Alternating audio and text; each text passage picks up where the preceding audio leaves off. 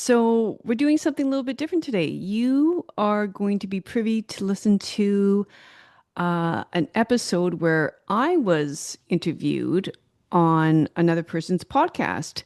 The podcast is called the Plant Strong podcast, and it's with Rip Esselstyn. And it's a great little podcast. Well, especially if you love plants, because it's all about eating plants and getting more plants into your diet. And I mean, you know me by now. I'm somebody that is not, married to one diet over another. I love to play with all sorts of diets.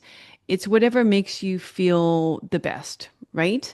Um, so I listen to many different types of podcasts, and this was one of them. So we talked all about marriage and the course that I'm running right now, and basically how I run my practice. So if you're interested in that, then tune in.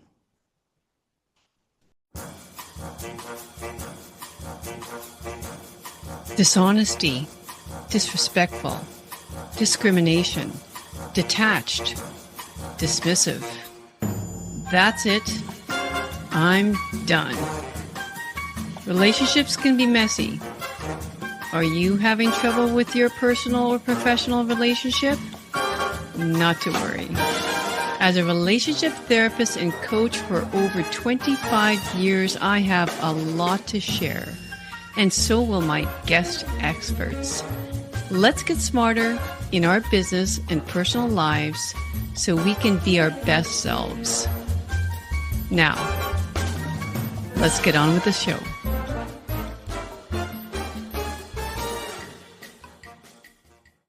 With over 25 years of experience, relationship coach and psychotherapist, Dr. Luella Yonk has certainly seen and heard the complications and threats that occur in most relationships. Modern society has made it even more difficult to connect on a daily basis with our significant others. And then we have these constant distractions from our phones, our computers, non-traditional work schedules, and everything that is supposed to connect us, but actually makes us feel more alone than ever before. We see it here at PLANTSTRONG too, especially when one partner is ready to make a health change, but feels completely disconnected from their partner. They feel that they have to go it alone, causing even more strife in a relationship that may already be fractured. But there is hope, and Dr. Luella shares her thoughts, and these are thoughts based on decades of experience, on what makes marriages truly thrive. And trust me, PLANTSTRONG family, it's not rugged individualism. It is a partnership, and it's a choice that you make every single day. Today's episode is about getting real, getting grounded, and showing up for the people that we love. Dr. Luella Yonk, I want to welcome you to the PLANTSTRONG podcast. It's a pleasure to have you. Where am I speaking to you from today? A place you probably have never been to, which is Winnipeg, Manitoba. So that's Canada, and our neighbors are Saskatchewan and Ontario. And I know you had, you've had a couple of Canadians maybe, but the latest, what is it? Scratchy, what is her name?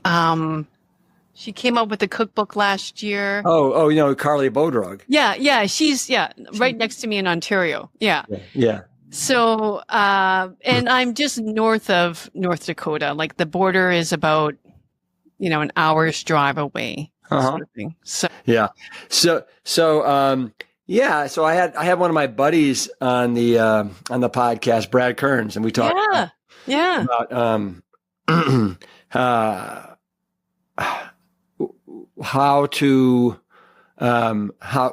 let me just think for a sec. Born to Walk. That was the title. Born to Walk. It was a book that he wrote with his buddy, Mark Sisson. And I think that's maybe in part how you found out about us. I could be wrong. Oh, no, no, no. Uh, I was listening to you well before that. Yeah, but probably because when I started going more or less plant-based, probably almost a couple years ago. I mean, obviously that's, they feed you what you're interested in, right? On social media right now. So yeah. probably found you that way and then been a pretty dedicated listener ever since. So when I heard Brad, I was like, oh, Brad and I had a conversation. Like, Yeah. yeah, so maybe we can pop on here too. Or Well, so I love that you're on your, a whole food, plant-based journey yourself. And you were kind of leaning into this lifestyle because you had some elevated cholesterol that you were oh trying to yeah. kind of nip in the bud, right? Yeah, it's still a journey. I'll just share with you because you might fall over backwards. But I had to do some conversions and my my my total cholesterol has maintained the same over the last 5 years, and that's from going to, you know, more of a Mediterranean to more mostly plants. It's remained around 300 Hmm. ish. And, I've been referred to in Canada, like we're fortunate that, we don't have to pay for these things, but I was referred to the lipid clinic, back in about 2020. So they've been following me and I haven't, I mean, my HDL is excellent. It's about at 140 and it's remained that way, and, the LDL, unfortunately, is its highest was about 204, and it hasn't changed a lot. And same with my ApoB. It was the worst 5 years ago when I had more of a mixed diet, and it's better now, but still, Mm-hmm. Mm-hmm. it's it. I don't know. Well, I know that. So those numbers that you just shared, that is in milligrams per deciliter. Then Yes, I would imagine converted it. that's the I conversion. converted Yeah. to, yeah, the US. Yeah. Yeah. I've never heard of an HDL in 140. That's kind of like astronomically high. And that's, as the audience I think is well aware, that is considered the healthy Yes. cholesterol. But in some cases, they can turn into rogue LDLs. So, Mm. my father has taught me that a high HDL is in no way, shape, or form does that mean that you are protected from heart disease Oh, just no, because you have a high HDL. Yeah. not at all. And just so you know, the way they left it off, I mean, they look at all the risk factors, right? My age and I really liked my lipid doctor. He said to me, how did he explain it now? He said, could we put you on a statin? Yeah. But he says you got to realize it really only takes care of, Mm. 20%, or was it less? Was it 2% of like he says it's like giving 100 people, a statin and then thinking, yeah, like I can't remember if he said 2% or 20%. It's going to help. I think it's 2%, 2 out of the 100. It's going No, to. no, no. You're exactly right. It's the lower number. Yeah, Yeah, yeah, yeah, yeah, yeah. exactly. And when I heard that, I thought, why would I do that? And then he referred me to get a CAC score, which I'm waiting for now, Mhm. for that referral to land and to be called in for that. And maybe I'll let you know what it shows. But I'm thinking I'm not going to go forward with anything without actually seeing what's happening inside my arteries. And So a CAC, that's the the ca- yeah, coronary calcium score, yeah, right? yeah, Yeah, yeah. coronary artery calcium score. Yeah. Exactly. Yeah. Um, all right, so let's dive into some things here because I want to. You have some expertise around certain subjects. You're a Mhm. registered psychotherapist. You're a clinical counselor, certified functional medicine practitioner. But I also, in doing my research, I love some of the things that you like speaking about, and I Mhm. think it's not necessarily in alignment with kind of culture today, Yeah. but I think there's something to it. And so for starters, if you could like share with the audience, how do you identify yourself, Luella? Okay. Well, yeah, the most important thing I think, I need to say is that I'm a wife, a mother, a psychotherapist, someone who is also faith-based as well. And yeah, I try to just sort of start each day like reminding myself of what's really important to me, and it's actually the way I start my day too. It's sort of I start in solitude, in prayer, in reflection, and from there I know this isn't exactly the question you asked, but from there, I go into our garage and I, just do some strengthening and stretching. Very little cardio. All I have is a skipping rope in there, but it gets my heartbeat up for a bit, and that's more like 20 minutes, half an hour, and then connecting with my family after that, and then I see clients, right? So that's yeah.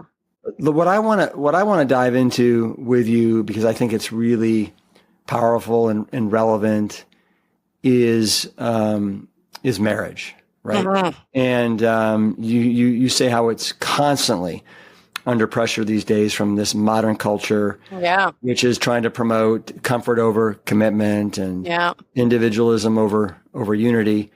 And you have these 12 core principles that you say, and that you've kind of found over, I think, your 25 years of doing counseling, serve as the foundation for a lasting and meaningful marriage. So if you're game, I'd love to toss them up to you and then kind of talk about those 12. Does that sound good? Sure. Sounds great. Wonderful. Yeah. So your first pillar that you have is partnership over individualism. And you say that a marriage is not about I, but we. Yeah. It's, that one's really about, so many examples, but like, it's sort of listening to one another in terms of their perspectives, like one another's perspectives, and how we have to listen and be curious towards one another. It's like, why do you think why is that meaningful to you? And rather than, and like for a quick example of that, Rip, would be like when I was going through my PhD and I was reading a lot about dual language acquisition and how, kids' brains just really like the neurons just fire and expands your brain. And I was like, whoa, our kids should be in a dual language school. And at the time they were in a Catholic private school. And I was sort of like with my husband, well, no, they need to be, the literature shows it's important for them to have this. And he very reluctantly went along with me, but that's not an example of we, that's this is what I think, and so on. So, yeah.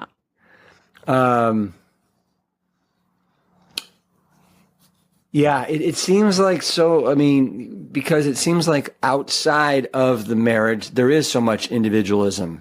Oh, And so you have to come back and really focus on the partnership and not individualism, which I would imagine for many of us is probably a pretty tricky, tight, it's probably hard to figure that out. Yeah, it's really hard. And then, that's when you seek counsel, right? Like if you're going through a really like difficult situation, like it's always great to have that third person in the room listening to your concerns, sort of thing.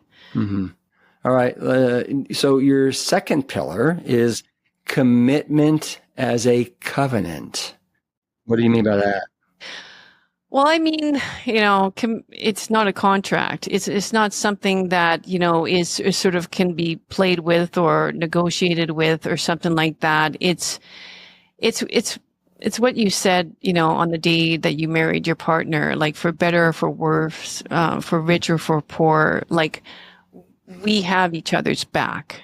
And it's it's a gift. It's a grace to be able to, give to another person, and for both of you to create this family together too. I mean, it's sort of like to provide life to to a child, and to have that be your legacy behind it. And so, I mean, obviously there's, I always have to use that caveat, like obviously there's going to be relationships that need to end, like if there's, severe emotional or physical abuse. So it's not just sort of like this blank statement I'm saying, but I think too quickly we just feel like it's like, I've been trying for a year and it's not working. Those kind of statements is sort of like a year. Like marriage is absolute sacrifice. And I think that's what we should be proclaiming from the top of the roof. Like it's, you are going to be constantly sacrificing for this other person, because you are so different in your upbringings. You'll never, rarely going to see things the same way. What if one of the partners feels like the sacrifice they're making is far exceeding the sacrifice that the other partner is making, which I'm sure a lot of relationships feel like they're kind of out of balance when it comes to that. Yeah, absolutely. And you know what? I think it's important to speak about that. And I always also say that there's seasons in a relationship too. Like, I mean, I come from a farming community right now. And are my brothers, carrying the load of the family right now? No, like they're gone, like, I don't know, 5:30, 6 a.m. in the morning, and they're back in like when it's dark, 9:30 or sort of something like that. So are they, like carrying the other responsibilities of the house right now? Absolutely not. And so, I mean, how long can that carry on? That's what at least it's a season, it's a spring season, it's a fall harvest season, but it shouldn't be like that forever. And it's the same thing if someone's, if a woman's working and maybe they're a lawyer and maybe they're going through certain they're in court, for the next 2 weeks. I mean, it's sort of, it calls for communication with one another, right? Like, let's get our calendars out and plan this, like figure it out sort of thing. But to say it needs to be 50-50, it's rarely 50-50 at any given time. I can't remember where I was, but it might have been something I heard or I asked, because I always ask couples that have been together, 50 years, 60 years. I said, what was the secret to you guys staying together? And I think one of them once said, neither one of us decided to quit at the same time. I'm sure that you've heard something like that. Yeah, no, I haven't heard that. That's a great saying though. Yeah. So let's go to pillar number 3, which is intimacy beyond the physical. What do you mean by that? Yeah. When I write about this or when I speak about it, like it tends to be, this is where we might, have a little bit more, I don't know, empathy for women, perhaps, in the sense that I think a lot of like women, again, because of hormones, I mean, we don't have the same sexual, again, not all women. I have some women in my practice that seem to have a higher sexual drive than their partners.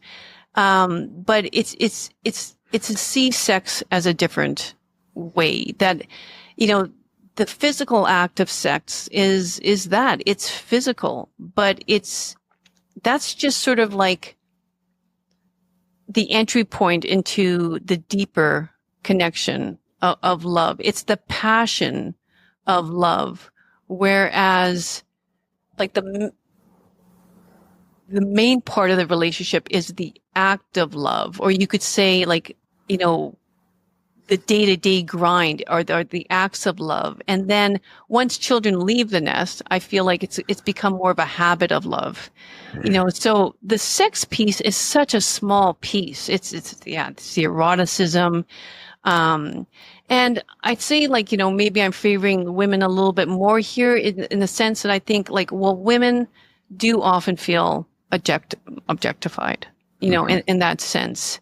And often they're, sometimes confused about, what do I just need to serve the husband all the time? Serve, or be obedient, like, as certain terms are taken out of the Bible and then like, but they're taken the wrong way. It's sort of, well, no, it's more of serving one another. Like, of course, it's that. And I mean, I think sex was created for marriage, for procreation sort of thing. And, if you think of it that way as well, it's sort of like, well, there's only a certain few days that a woman is fertile. It's not meant to be, like every day, every second day. And if a man is just going to say, well, what do you want? This is me or whatever, or, I mean, no, that it becomes sort of like transactional. It's meant to be much, much more intimate than that. Mm-hmm, mm-hmm. So. Yeah. I would imagine you've probably seen what, thousands of couples? Well, yeah, I guess so. I never really thought of it. Yeah. But I'm just wondering, I would imagine that infidelity is probably pretty predominant. And I'm wondering, how do you handle infidelity, especially in I think a culture where it's like, okay, my wife cheated on me or my husband cheated on me, the relationship's done. When it seems like there's ways to repair the relationship without throwing, the baby out with the bathwater. Yeah, 100%. Like the biggest thing with betrayal, like in that way with affairs, is sort of to rebuild the trust. I mean, and let's face it, it's hard. Mm-hmm. If once that happens, it's super hard. You're always second guessing. You're always anxious. You're always worried. But, I find it depends on, the age of the relationship, like how long have they been together. The longer the relationship, the easier it is to mend, I would say, because they realize what the relationship has been, how both have sacrificed so long for one another, and you don't just throw the baby away with the bathwater. You work on it. You work on their trust issue. Whereas the younger relationship is sort of, whatever. He's done this or she's done this. Like, it's not going to work. It's not going to work. I think unless it happens to you, you can't even say what you're going to do in that instinct. But the culture, the dating culture, I mean, that's where I find like, I never in a million years, like, would have ever, when I was dating, like that just did not happen. I don't like, unless I lived in a sheltered environment, it's just sort of, people just didn't cheat like they do now. And I think it's also has to do somewhat with the whole idea that, sex isn't sacred anymore. Well, I think that sex could be a whole 5-hour conversation. Exactly. So it's a quagmire. Yeah. Very intense. So let's move on. So I've got 3 kids. Yep. Your fourth pillar is parenting as a team, right? Mm-hmm. And unifying your parenting approach. How do you suggest that we do that? Well, yeah, this one really is popular with couples. They both want this very badly. Parenting as a team. Well, it's realizing that, you have one perspective and the other person has a perspective. that, like listening to one another in terms of one of, each other's needs. I gave you the example of, me reading the literature about what children need and thinking that's the way we need to go. But maybe a better example would, of course, be, when I say parenting as a team, it's like, because we all have our different, like, we were raised differently, and what was normal in your home is not necessarily normal in your spouse's home. So this is where the heads can really butt, and say, well, it should be this way or that way. But an example would be like, I don't know. Okay, so your 14-year-old daughter wants to leave the house with, this like scantily clothed, outfit sort of thing. And you are kind of saying, absolutely not. There's no way you're leaving the house looking like that.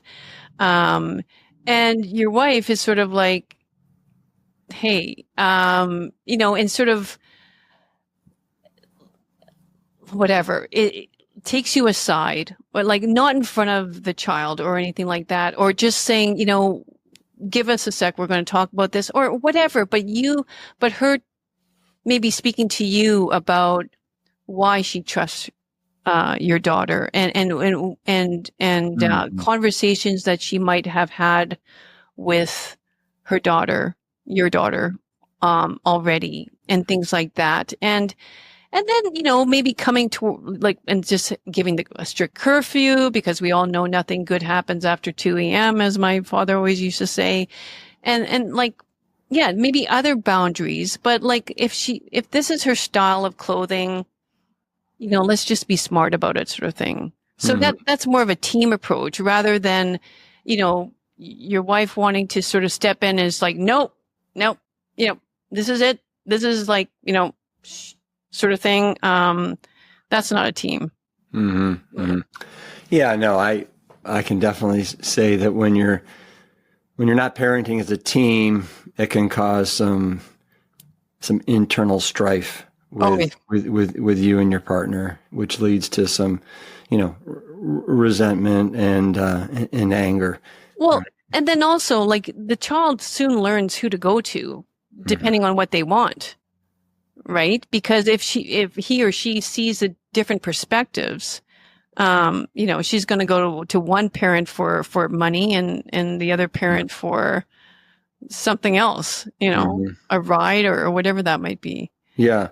Do you have to deal with, I'll just make this up, but let's say parents trying to figure out with their children screen time?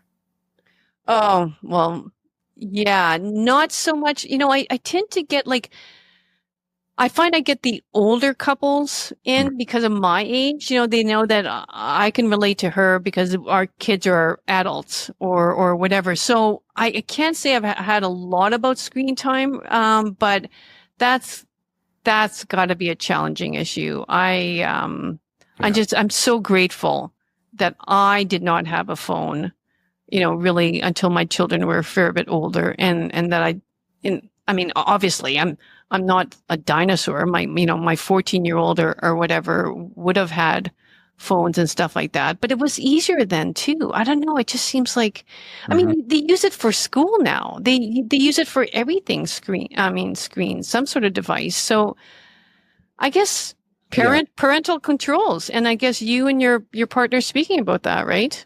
Mm-hmm. Mm-hmm. Yeah. No, those screens are ubiquitous. So yeah, it's toughy. Your fifth pillar is silent connection. I really like the sound of that. As a man, you probably would, because I mean, I've had a lot of women that are complaining about their husbands not speaking. And maybe it's the first thing after they come in to the door after a hard day's work or whatever, right? And women tend to be more chatty Cathys, right? Like, let's face it, that's how women feel. I know it's a form of self-soothment. I always say women flock together and they talk, and that's their therapy. Whereas, like, men just don't. And so, Um, I mean, I guess I could just counsel women there too. It's sort of like sometimes silence can be a really deep form of connection. Mm, Um, because maybe then you're not micromanaging the house or over correcting your spouse or whatever. But just sort of like, I mean, let's face it, like, um, just to be in a room together, doing your own thing. Maybe it's reading, maybe it's working, maybe it's like you don't always need to be mm, speaking. And again, very individualistic, right? Just because a man is not saying much, it doesn't mean he doesn't love you. And mm. he wants your companionship, but in silence. So respect that. So you put that one in there for the men. It's kind of, yeah, because For the men, and then for the women to understand that, hey, their silence can also be a form of connection and love. yes, exactly. Yeah. Yeah. I mean, Yeah. How about, okay, so what about financial unity? Seems like finances and money is always an issue. oh gosh. Yeah. Well, again, I think that the most important thing again is our money. Again, like we over I, our money. I often have to correct, couples in the room, partners that talk about, well, I earned it. It's sort of thing, or, that's my money sort of thing. Mhm. It's never my money. It's never my money. I mean, even like even like in one partner tends to take care of the money too. It's sort of like, for example, in my relationship, my husband always sort of like dished it out to the kids sort of thing, but it's not that it's his money. He might have bought the car for the kids, or but it's really important for the kids to also respect that. Like even if dad makes 60,000 a year and mom makes 90,000 a year, it's still our money. It's not. Mhm. So I think most of the financial decisions should be made that way. And I always say, of course you can have your own account for your own like play money or whatever it is. I mean, whatever that might mean for you. Like if you love traveling and you want to have a travel account and you take part of your earnings for that, great. But like, I do think there should be a shared account for the household expenses. No, it seems like I know way too many relationships where it's almost like the husband runs the money and almost gives the wife like an allowance. Oh, I You know what I know. mean? And is constantly monitoring, overseeing, Right. and that just feels icky. No, totally icky. Yeah, totally icky. That's what I mean. The money goes in a joint account. She pulls it out if she needs, if she is a stay-at-home mom, if she has a Yeah. lesser income, whatever. Yeah, Mhm. 100%. Mhm. And they're also like with all of these, I think pillars in a way is sort of realize that you were brought up differently, and it is an important topic to discuss before, because some people spend so freely and others are savers because that's the way we were brought up. Well, that's a good point. I mean, I think it's important that you decide kind of early on in your relationship what are your shared financial goals. Yeah. Oh, And then yeah. if you decide, well, let's try and save this percent of our joint income yearly, then you're kind of together working towards like, let's say we're working towards financial freedom, so that after 25 years of working, we can retire and we don't have to be stressed about it. Exactly. Yeah, just like any business partner would do, right? Like, I mean, and if you have to go back to the table over and over to negotiate, it's sort of like, Mhm. yeah, it's important. And I want to see something about like when I said savers. One thing I wanted to mention to you is, I watch your mom and your sister as well in the kitchen, right? And my mom's 86. Your mom is what? My mom's going to be 90 in about a month and a half. Wow. Like, but I see the same sort of mannerisms in the kitchen. Like my mom, and your mom, and it's sort of like they're scraping like the last, tablespoon out of any bowl or whatever it is, right? Like, it's sort of like, that's what I mean. Like, you're brought up in a certain way. You're not going to change your partner from that. So I just want to say that too, like the way you're raised, it's like 80% of who you are. Yeah. Yeah. I will always be part of the clean plate club. Yeah. Right? It's just something that we all did growing up. Yeah. Trust as a cornerstone. What I couldn't agree with you more. I just think that trust is what everything is built on. It really is. Like, I mean, there's just no other way of describing it. Like within affairs, that's what I mean. Like that's the Gottmans is where I've been trained as a Gottman therapist, and you're familiar with the Gottmans, right, Julie? I am not. Oh my God. Okay. Well, if you ever have relationship issues, just remember their names. They're two psychologists out of Seattle. And anyway, great information on relationships. But they describe like a relationship house and how the two pillars that keep up the house, I guess the supporting walls, you could say, are commitment and trust, which is, because without those standing walls taking the weight of the relationship, like you have no relationship sort of thing. So, yeah, trust. I mean, sometimes, like often, I would have more women entering my office individually than men, right? Men don't run to therapy as easy. But if women are coming to me individually and asking me, like, what do I do? Do I stay? Do I go? And sometimes it's really easily answered if I say to them, do you feel he has your back? And if she trusts him in that way, then I'm like, you got to stay. I realize it's hard right now what's happening, but if you have somebody that you can really trust that he or she will have your back when times get hard, what more do you really need? So. Nothing like having somebody that has your back. Yeah. Right at all times. Yeah.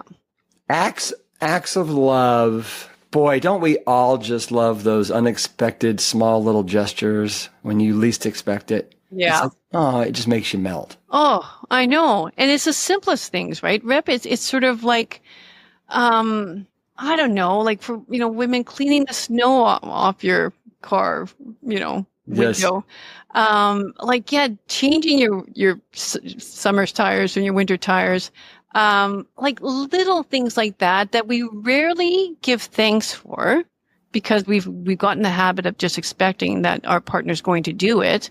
What that might be in your relationship with your wife. It's sort of like she just does it all the time. But these are all acts of love that are so easy to take advantage of. And that's what I meant in, when I said that before. It's sort of like the eroticism, the honeymoon stage is that like that passion of love.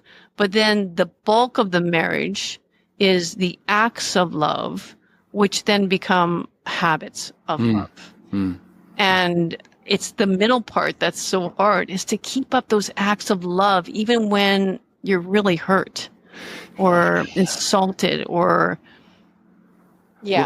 Well, so in that same vein, then your next pillar is forgiveness as a choice. Oh, yeah. Right? Loving beyond the hurt. Yeah. And I think, I'm not going to say women have more of a trouble with forgiveness, but I see it more women complaining about it because they've sort of just buried it, like all those times that they were hurt. And let's face it, women are more prone to hurt because of the emotional hurt, that men are just like black and white thinking, what? Like, I hurt you? What? And believe me, I get it all the time. Like men are like one's on one side of the couch, and the other one's on the other side of the couch, and she's talking, and he's like, I can see him looking at her, going, "What? You know, 2 years ago, and like you never said anything." And so, Yeah. and so, and the women want justice. I find again, it's sort of like, if someone pushes their kid down on a school, playground, they're like, oh, let me get after that kid, right? And so they're always trying to go for justice. They have a little bit more hard time forgiving, but I mean, I think you have to realize, and this is where my faith sort of kicks in too. It's sort of like, God loves us no matter what. All our flaws, all our warts, all our scars, unconditional love all the time. He's constantly forgiving us. Why can't you just do this one forgiveness? Like what makes it so hard for you? I think we have to realize we were hurt. It's a huge cost to us. We lost something in that interaction, but we have to be okay to forgive anyway. It's not like, let's get equal first. It's like, no, you forgive and you're free. Well, it's surprising sometimes how hard it can be to apologize when you've hurt somebody, and they really want to hear it from you, and they want to hear it from you in a very authentic way. Exactly. That is meaningful, and they hear it, and they can tell in your voice that you mean it. Exactly. You're so right. It's something that's not spoken about, but like, how many of us do really sincere apologies? Once you do that, it's very easy for most of the time for the partner to just let it go then. Yeah. That's interesting. Yeah. You already mentioned kind of faith as a foundation. Yeah. And, and leaning on that when nothing else is working, which is great. And your last pillar is sacrifice and mercy. And you say that love requires both of these. Can you explain it? Yeah. Because it kind of goes on a flywheel sort of thing, like sacrifice and mercy. It's sort of, okay, if I'm going to, first of all, okay, like I said before, marriage is all about sacrifice. So anybody young that's, engaged in love, realize it's going to be hard and you're going to make a lot of sacrifices, but it's worth it. It's sort of like you provide the person mercy, with forgiveness. And when they hear that, or when they feel that, they instantly have love for you. So then you love the person, and because you're feeling loved, you're able to provide more mercy, more sacrifice. And this makes the other person feel loved again, and it's just sort of like, it's a bit of a flywheel. You just keep on feeding it acts of love, more forgiveness, more mercy, more sacrifice. And it flows beautifully when you see it that way. Yeah, no, I can see that. And you have to practice it. Exactly.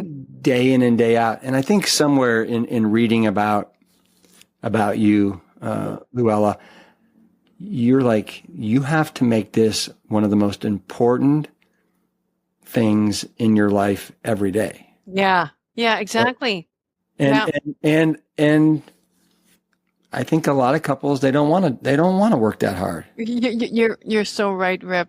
It's such a me culture right now. Mm-hmm. It's all about me, what I need, my ego, my honor, my status, my hurt, my suffering, victim, and it's sort of, it's the opposite of what we should be doing, instead of serving others and thinking less about yourself.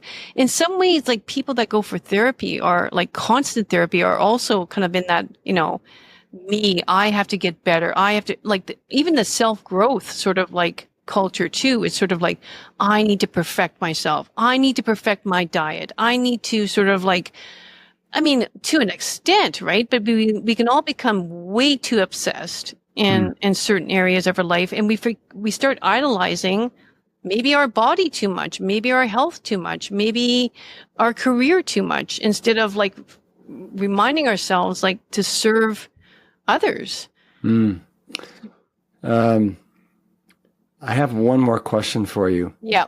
Before we have to duck out, and that is any suggestions or recommendations for a house that is divided when it comes to the husband, let's say, that wants to continue to have their meat and cheese and eat like a man, and the woman that's trying to get more plant strong because they are so amazing and they're wonderful and they're smart and they're up on the science. Yeah. How do you recommend that divide and trying to conquer it? That's a good question. I know, you ask your other guests that as well. And I would say, like, well, it's kind of what I'm doing now, Rip. Like, I mean, nobody has really jumped on the bandwagon. I mean, we eat healthy, balanced meals. But most of my protein comes from plants. And I just keep on doing my thing. My youngest son is becoming more interested in it now, I see. So it's not a division. It's not this is the only way, this is the best way, you're wrong, I'm right. And that's what kind of gets couples in a lot of trouble when they start behaving like that. Just start modeling, and speaking out loud. Wow, I've been feeling like a lot more energized, and getting your partner kind of curious is sort of, I wonder what that's all about, sort of thing. Or, man, they seem to be moving around the house easy. Why am I struggling? So. Well, you said two words there that I really like. The first is modeling, and then the second was curiosity, right? Yeah. Those are two. Like, keep modeling that that behavior, that lifestyle, and then hopefully eventually, it will create curiosity coming from your partner. Yeah. What did you have for breakfast this morning? Oh, I had berries and chia pudding with soy milk and a little bit of nuts because I'm a nut freak. But yeah, so I feel like I covered all bases there, but it's a typical one for me. And like in the summer heat, like we've been having crazy hot temperatures the last couple of days. So yeah. So it's not the oatmeal, but yeah. Where's the best place for people to find you, read up on you, check out your work? Yeah, I would say my website's probably good, but if you want more like up-to-date stuff about, my beliefs, my philosophy on life and marriage, then probably Instagram is, because I post there about 3 times a week. My podcast, which I recently changed to the Luella Young Show. Lots of stuff on relationships on that podcast. So that's about Wonderful. it. Yeah. Well, you've given us a lot of wonderful food for thought, especially regarding relationships that are, we all have them. Exactly. It's just a matter of, what direction are they going in? Are they feeding us? Are they, sucking us dry. Sucking us dry. And, I think we all want to be moving towards the former, not the latter. Right. Yeah. And especially for men, like if you're struggling, like reach out. I hope that stigma is not there for men anymore. Just like I'm weak, why would I need to talk to somebody? It's so important. Yeah. Yeah. Well, listen, I appreciate you coming on the podcast. Thank you. Thank you so much. Can I get a virtual Plant Strong fist bump on the way out? Absolutely. Boom. I've always wanted to do that. Yeah. Okay. All right. See you, Luella. Thank you. Bye-bye. Thanks for tuning in to this episode. Remember that you can watch the full episode on YouTube, where I plan to hang out the most. Your feedback and suggestions for future guests are incredibly valuable to me, so please don't hesitate to post a comment. You are an integral part of this journey.